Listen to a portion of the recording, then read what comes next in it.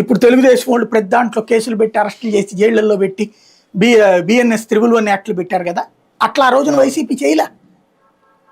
జగన్నే బోల్డ్ అని బూతులు తిట్టినాయి ఉన్నాయి. ఎక్కడో ఒకరినో ఇద్దరినో పట్టుకుంటేనే రచ్చరచ్చ చేశారు. బట్ ఓపెన్ గా జరిగినటువంటి వంశీని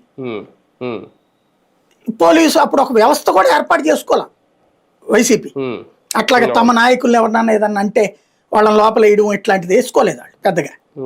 లోకల్ లీడర్కి లోకల్ పోలీసులతో ఉండే పలుకుబడి మీద కొన్ని చోట్ల కేసులు పెట్టించిన ఇట్లాంటివి ఉన్నాయి, కానీ వ్యవస్థీకృతంగా చేయలే ఇప్పుడు చేసినట్టుగా.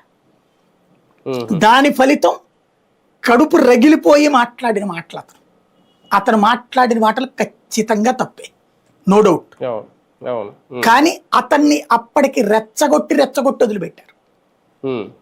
తన కుటుంబాన్ని, తన వ్యక్తిత్వాన్ని, తన మగతనాన్ని అవమానిస్తా పెట్టారు. అనేక సార్లు అతను పోస్టులు పెట్టాడు కూడా సోషల్ మీడియాలో కౌంటర్గా. అయినా లేకపోయేటప్పటికి రెచ్చగొట్టాడు. అంటే ఇది వాస్తవంగా పైన వాళ్ళకి తెలియదా, తెలుగుదేశంలో తెలిసి నవ్వుతా చూసుకుంటున్నారు వాడిని ఉడికిస్తున్నాంలే అని. అంతే తప్పించి అవసరమా మనోన్నే కదా ఏదో బతకలేక అని అనుకోలే.